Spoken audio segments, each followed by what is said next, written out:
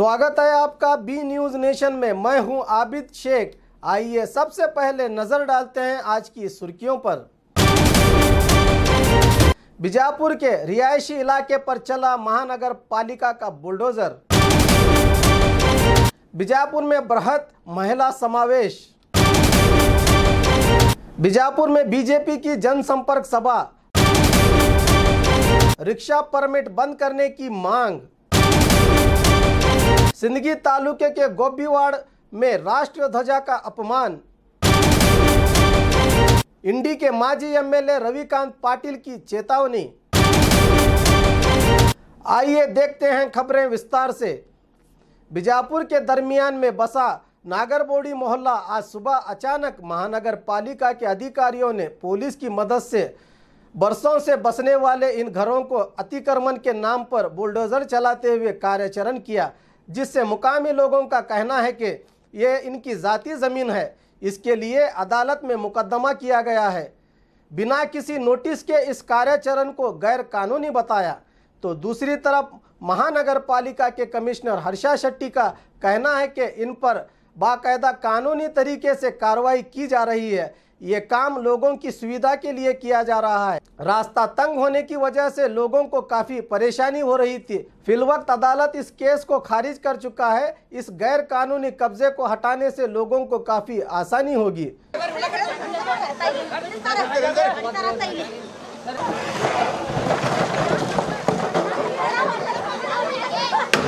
हमारा माल की जगह है, हमें यहाँ नोटिस हमारी किसकी आई नहीं है। कोर्ट से फैसला लेकर को उन्हें बोल रही है हमें खाली करने देते, हमें पढ़ाने नहीं देने वाले। हम ना जगह कहाँ भी दे दे, उनको रोड बना को दे दे। हमें गरीब, हमें क्या मरी के? हमें दुनिया के करोड़ को पैसे भाई लड़ रही, सब कर रही है। हमें जेसीबी ले गए हैं, 99 का ऑर्डर ले गए इन्होंने। ये घर हमारे घर जो है लीगल घर जिसको पढ़ाने ही, अगर उनके पास ऑर्डर काफ़ी है तो 99 के ऑर्डर काफ़ी है। अब चलती कॉफ़ी हम ना दिखाओ कर बोले तो क्या भी नहीं दिखा रहे, और जीसीपी लगा को दड़पशन कर को यहाँ से घर पढ़ाने तैयार हो रही। कितने साल से घर पुराने? ये कम से कम 45 साल से पुराने घर हैं। 40 से 45 ये प्लॉट रहने से पहले से घर आई है। ये दोनों बगीचे थे क्या पहले दोनों बगीचे थे। दोनों किसका था वो दरबार का बगीचा था। ये नागरबुड़ी का बगीचा। बीच में पुरानी हदबंदी थी। हाँ, दोनों के बीच में पुरानी हदबंदी थी। दोनों बीच में पुरानी हदबंदी थी। उन्होंने क्या है, वो पहले प्लॉट क्या है, रोड नहीं है कर बोल को कम रेट में बेचे प्लॉट आई हो। तो नोटिस दिए बोलते हैं, नोटिस का एक्नॉलेजमेंट तो हमारे पास है नहीं। तो नोटिस इन्होंने दिखा रहे हैं तो एक्नॉलेजमेंट तो नहीं है। और हमें यहाँ पे बोर मारकर वहीं with deputy commissioner permission, DC का हमारा ऑर्डर है यहाँ की बोर मारने। मतलब जब जगह ही नहीं तो बोर मारने की परमिशन कैसा दिया उन्हें? ಈ ಸರ್ಕಾರಿ ಹಾಗೂ ಮಹಾನಗರ ಪಾಲಿಕೆ ರಸ್ತೆ ಮತ್ತು ಜಾಗಗಳನ್ನು ಅತಿಕ್ರಮಣಿಸಿದ ಒಂದು ಪ್ರಕರಣಗಳಲ್ಲಿ ಇದೊಂದು ಆಗಿದೆ. ಸುಮಾರು 30 ಅಡಿ ರಸ್ತೆ ಇದು ನಮ್ಮ ಸಿಟಿ ಸರ್ವೆ ಮ್ಯಾಪಲ್ಲಿದೆ. ಅದನ್ನು ಇವರು ಸುಮಾರು ವರ್ಷಗಳಿಂದ ಅತಿಕ್ರಮಣ ಮಾಡಿದರು. ಅದಲ್ಲದೆ ಕೋರ್ಟಿಗೆ ಕೂಡ ಇವರು ಅರ್ಜಿ ಸಲ್ಲಿಸಿ ಅಲ್ಲಿಂದ ಅದು ಕೋರ್ಟಿಂದ ಕೂಡ ವಜಾ ಆಗಿರ್ತದೆ. ವಜಾ ಆದ ನಂತರ ಕೂಡ ಅದಕ್ಕೊಂದು ಅಪೀಲ್ ಅವರು ಫೈಲ್ ಮಾಡಿರ್ತದೆ. ಆ ಫೈಲ್ ಮಾಡಿರೋಂಥ ಸರ್ಟಿಫೈಡ್ ಕಾಪಿ ಆರ್ಡರ್ ಕೂಡ ನಮ್ಮ ಹತ್ರ ಲಭ್ಯ ಇದೆ ಇವತ್ತು. ಅಪೀಲ್ ಕೇಸಲ್ಲಿ ಕೂಡ ಅವ್ರದ್ದೇನು ಪ್ರಕರಣ ದಾಖಲು ಮಾಡಿದ್ರು ಅದು ಕೂಡ ಇವತ್ತು ವಜಾ ಆಗಿರ್ತದೆ. ಸುಮಾರು ವಜಾ ಆಗಿ 2012ರಲ್ಲಿ ವಜಾ ಆಗಿದೆ. ಈಗ ಸುಮಾರು 4-5 ವರ್ಷ ಆಯಿತು ಈಗ ವಜಾ ಆಗಿ. ಅದಾದ ನಂತರ ನಾವು ಮಹಾನಗರ ಪಾಲಿಕೆಯಿಂದ ಇದೇನು ರಸ್ತೆಯನ್ನು ಅತಿಕ್ರಮಣ ಮಾಡಿದ್ದಾರೆ ಅದನ್ನು ಸ್ವತಃ ನೀವು ತೆರವುಗೊಳಿಸಬೇಕಂತೇಳಿ ನಾವು ನೋಟಿಸ್ ಕೂಡ ಜೂನ್ನಲ್ಲಿ ನೀಡಿದ್ವಿ. ಆದಾಗ್ಯೂ ಕೂಡ ಅವ್ರು ಯಾವುದೇ ಥರದ ಒಂದು ಇದನ್ನು ಮಾಡ್ಕೊಂಡಿರಲಿಲ್ಲ, ಅವರು ಅತಿಕ್ರಮಣವನ್ನು ತೆಗೆದುಕೊಂಡಿರಲಿಲ್ಲ. ಅದಕ್ಕಾಗಿ ಮಹಾನಗರ ಪಾಲಿಕೆಯಿಂದ ಇವತ್ತು ನಾವು ಅತಿಕ್ರಮಣವನ್ನು ತೆಗಿತಾ ಇದ್ದೀವಿ.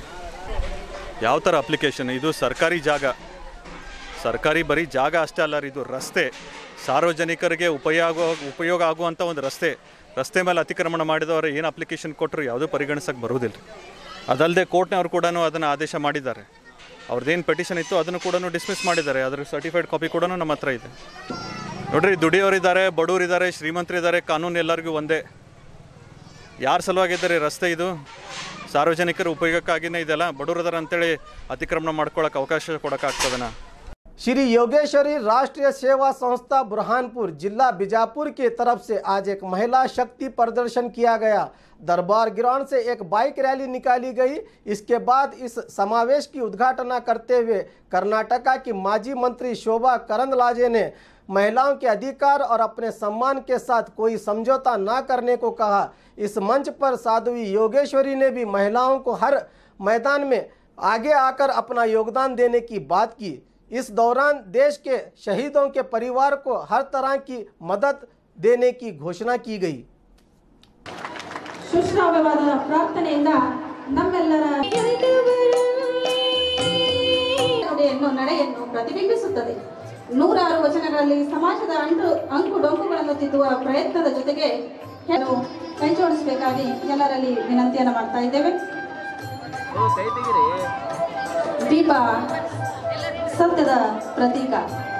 ಅಜ್ಞಾನವೆಂಬ ಕತ್ತಲೆಯನ್ನು ಕಳೆದು ಸುಜ್ಞಾನದ ಜ್ಯೋತಿಯ ಪ್ರತೀಕವಾಗಿ ದೀಪ ಬೆಳಗೋದರೊಂದಿಗೆ प्रस्तुत वर्णरंजित कार्यक्रमವನ್ನು उद्घाटिस्ता बीजेपी के कदम सलम की तरफ प्रोग्राम को कामयाब करने जनसंपर्क सभा 29 जून को बीजापुर जिले के बबलेश्वर में बीएस येडियुरप्पा के नेतृत्व में होने जा रहा है, जिसमें वो दलितों के घर में खाना भी खाएंगे। एक सार्वजनिक सभा होगी जिसमें पार्टी के कार्यकर्ताओं को आने वाले इलेक्शन को लेकर तैयारियों की चर्चा होगी। इस कार्यक्रम में ज्यादा से ज्यादा कार्यकर्ताओं को पहुंचने की जानकारी आज एक प्रेस मीट में बीजेपी के वरिष्ठ नेता शोभा करंदलाजे ने दी, जिसमें बीजेपी के जिला अध्यक्ष विठल कटकदोंड भी मौजूद थे। ನೇತೃತ್ವದ ಜನಸಂಪರ್ಕ ಅಭಿಯಾನ 28 ಜಿಲ್ಲೆಗಳನ್ನು ಮುಗಿಸಿ ನಾಳೆ ವಿಜಯಪುರಕ್ಕೆ ಬರೋದಿದೆ. ಬೆಳಿಗ್ಗೆ ದಲಿತರ ಮನೆಯಲ್ಲಿ ಉಪಹಾರ ಸ್ವೀಕಾರದ ಜೊತೆಗೆ ಕಾರ್ಯಕರ್ತರ ಸಭೆ ಮತ್ತು ಸಾರ್ವಜನಿಕ ಸಭೆಯ ಜೊತೆಗೆ ಅದು ಮುಕ್ತಾಯ ಆಗೋದಿದೆ. ಇಡೀ ರಾಜ್ಯದಲ್ಲಿ ಜನಸಂಪರ್ಕ ಯಾತ್ರೆಗೆ ಅತ್ಯಂತ ಅದ್ಭುತವಾದಂಥ ಒಂದು ಬೆಂಬಲ ಸಿಗ್ತಾ ಇದೆ. 2008ರ ಚುನಾವಣೆಯಲ್ಲಿ ನಾನು ಯಡಿಯೂರಪ್ಪನವರ ಜೊತೆ ಪ್ರವಾಸ ಮಾಡಿದ್ದೆ. ಅವತ್ತಿನ ವಾತಾವರಣ ಒಂದು ರೀತಿ ಬೇರೆದಾಗಿತ್ತು. ಆದರೆ ರಾಜ್ಯದ ಜನ ಅವತ್ತು ಕೂಡ 110 ಸೀಟನ್ನು ನಮಗೆ ಕೊಟ್ಟರು. ಅದಕ್ಕಿಂತ ಹೆಚ್ಚಿನ ಬೆಂಬಲ ಇವತ್ತು ಯಡಿಯೂರಪ್ಪನವರ ಪರವಾಗಿ ಕಾಣ್ತಾ ಇದೆ. ಕಳೆದ 4 ವರ್ಷಗಳ ಸಿದ್ದರಾಮಯ್ಯನವರ ಸರ್ಕಾರದ ರೈತ ವಿರೋಧಿ, ಜನ ವಿರೋಧಿ, ಭ್ರಷ್ಟಾಚಾರ ನೀತಿ ಜನ ಬೇಸತ್ತಿದ್ದಾರೆ. ಒಂದ್ಸಾರಿ ಮತ್ತೊಂದು ಸಾರಿ ಯಡಿಯೂರಪ್ಪನವರನ್ನ ಮುಖ್ಯಮಂತ್ರಿ ಮಾಡಬೇಕು ಅನ್ನುವಂಥ ತೀರ್ಮಾನವನ್ನು ಬೇರೆ ಬೇರೆ ಜಿಲ್ಲೆಗಳಲ್ಲಿ ಜನ ಇವತ್ತು तोरिस्ता इदारे ಮತ್ತು व्यक्त ಮಾಡ್ತಾ ಇದ್ದಾರೆ। बीजापुर में न्यू ऑटो रिक्शा चालकों और मालिकों की यूनियन ने आज जिला अधिकारी को मनवी पत्र देते हुए नए से ऑटो रिक्शा परमिट न देने की मांग की।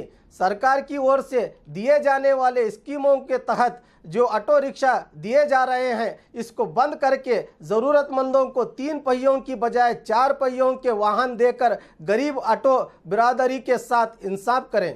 की तरफ से हम एक मनवी तैयार करके लेकर आए थे यहाँ डीसी ऑफिस को देने के वास्ते। डीसी साहब को दी, फिर जो भी है इसके अंदर लिखे सो जो भी हमना गवर्नमेंट से जो भी स्कीमा हमना को सैंक्शन होते हैं, जो भी गवर्नमेंट से हमना को सहूलत है, जो भी गाड़ियाँ जो भी गवर्नमेंट BCM PMRY और STS के जो भी स्कीम से हमना को ऑटो गवर्नमेंट से हमना को जो सैंक्शन होते हैं वो अब इधर क्या है, जो भी हमना को वट कौन से भी ड्राइवरों को आगो नहीं पहुँच रहे, वो सब बीच में जो भी एजेंट गिरी करते हैं और जो भी दलाला हैं सब इनोज पूरे मार लेके बैठ रहे हैं। हमारे गरीब ड्राइवरों तक, हमारे कौन से भी ड्राइवरों तक की गाड़ियाँ नहीं पहुँच रहे।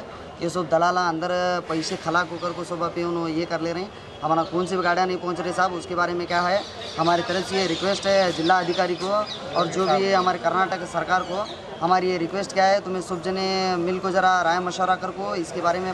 बीजापुर जिला सिंदगी तालुके के गुब्बीवाड़ गांव में ग्राम पंचायत के PDO और सेक्रेटरी ने फटा हुआ राष्ट्रीय ध्वज को लहराकर अपमान किया है। इस अपमान को लेकर कर्नाटक कानून रक्षण मंच के राज्य अध्यक्ष दानप्पा गौड़ के नेतृत्व में सिंदगी तहसीलदार को इन पर कार्रवाई करने की मांग की गई।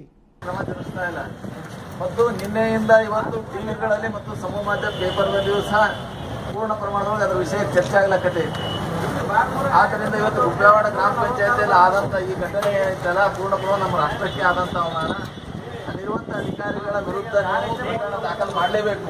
ಯಾಕಂದ್ರೆ ಅದು ಕಾನೂನು 1971ರ ನ್ಯಾಷನಲ್ ಆನರ್ಸು ಮತ್ತು न्याय दृष्टि याक्ट पिछले कई दिनों से गैर कानूनी तौर पर चल रहे प्रशासन की मिलीभगत से रेत के धंधे को बंद करने को लेकर विरोध कर रहे इंडी मत क्षेत्र के माजी एमएलए रविकांत पाटिल ने 1 जुलाई से धरने पर बैठने की चेतावनी देते हुए इन पर लगाए गए पैसे मांगने के आरोप पर अपनी बात रखते हुए कहा कि मुझे किसी भी पार्टी से कोई सरोकार नहीं, अगर मेरा आरोप साबित करेंगे तो आज ही सियासत से संन्यास लेंगे। अवैध रेत और ओवरलोड गाड़ियों के लिए इनकी लड़ाई हमेशा रहेगी। ಈಗ ಸಾಕಷ್ಟು ಸಲ ನಾವು ಡಿ ಸಿ ಅವರಿಗೆ ಮುಖ್ಯಮಂತ್ರಿಯವರಿಗೆ ಎಲ್ಲರಿಗೆ ಪತ್ರ ಕಳಿಸಿ ನಾವು ಸ್ಟ್ರೈಕ್ ಮಾಡ್ತೇವೆ, ಅದು ಎಲ್ಲ ಹೇಳಿದೆವು, ಆದ್ರೂ ಏನು ಉಪಯೋಗ ಆಗಲ್ಲ। ಮೊನ್ನೆ ನಾವು 2 ಗಾಡಿ ಹಿಡ್ದವಾಗ ಒಬ್ಬ ಗುಡ್ಡ ಬಂದು ನಮ್ಯಾಗ ಗುಂಡು ಹಾರಿಸಿ ಹೋದ, ನಮಗೆ ಹತ್ತಲಿಲ್ಲ, ಅದೊಂದು ಬೇರೆ ಮಾತು। ಆದರೂ ನಾವು ಕೇಸ್ ಮಾಡ್ರಿ ಅಂತ ಹೇಳಿದ್ರೆ ಕೇಸ, ಯಾಕಂದ್ರೆ ಅಲ್ಲಿ RTO ಆಫೀಸ್ ಹತ್ರ CCTV ಇದೆ, ಅದರ ಜೊತೆಲೇ ಆ ಪೆಟ್ರೋಲ್ ಬಂಕಲ್ಲಿ ಅವ್ರು ಹೋಗಿ ನಿಂತಿದ್ರು, ಅಲ್ಲಿ CCTV ಇದೆ।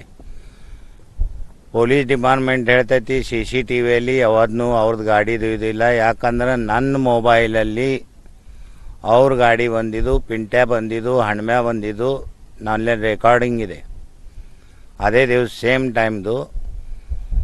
ಆದರೂ ಇವರು ನಮ್ಗೆ ಆ ಕೇಸಲ್ಲಿ ಅವ್ರಿಗೆ ಬಿಡಬೇಕಂತೇಳಿ, ದುಡ್ಡು ತಿಂದು ಬಿಡಬೇಕಂತೇಳಿ ಪ್ರಯತ್ನ ಪೊಲೀಸ್ ಖಾತೆ ಮಾಡ್ತಿದೆ। ಇವತ್ತಿನ ದಿವಸ ನಾವೊಂದು ವಿಚಾರವನ್ನು ಇಟ್ಟುಕೊಂಡು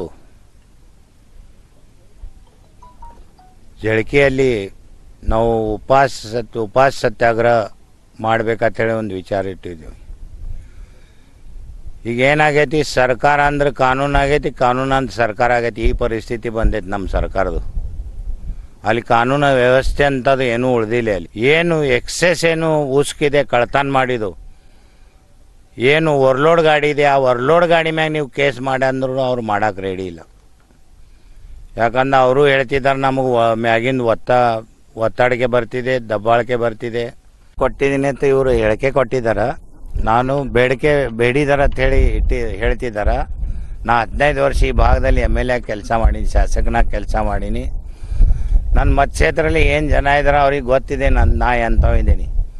ನಾ ದುಡ್ಡಿಂದ ಏನು ಹತ್ತ ಮನುಷ್ಯ ಇಲ್ಲ, ಇಂಥ ಎಷ್ಟೋ ನಾಯಿಗಳು ಬಗಳ್ಕೊತ ಹೋಗ್ಯಾವ, ಇಂಥ ಎಲ್ಲ ಇದಕ್ಕೆ ನಾ ಕೇರ್ನು ಮಾಡಲ್ಲ। ಇಂಥ ಪಿಂಟ್ಯಾನು ಭಾಳ ನೋಡೀನಿ, ಹೆದರಿಕೆ ತೋರಿಸ್ತಿದ್ದಾರೆ, ಇಂಥ ಪಿಂಟ್ಯಾಗಳು ಎಟ್ಟು ಹೋದು ಎಟ್ಟು ಬಂದು ನನಗೆ ಗೊತ್ತು ಲೆಕ್ಕ ಇಲ್ಲ ಅದ್ರದ್ದು। ಅವ್ರಿಗೇನು ಮಾಡೋದಾಗಲಿ, ನಾ ಕಾನೂನು ಪ್ರಕಾರ ಕಾನೂನುಬದ್ಧವಾಗಿ ನಂದು ಸತ್ಯಾಗ್ರಹ ನಾ ಮಾಡ್ತಿದ್ದೀನಿ। 3 ಕೋಟಿ ರೂಪಾಯಿ ನಾ ಬೇಡೀನಿ, ಹಿಂಗೆ ಅವ್ರಿಗೆ ಅವರು ಇದು ಮಾಡಿ ತೋರಿಸಿದ್ರೆ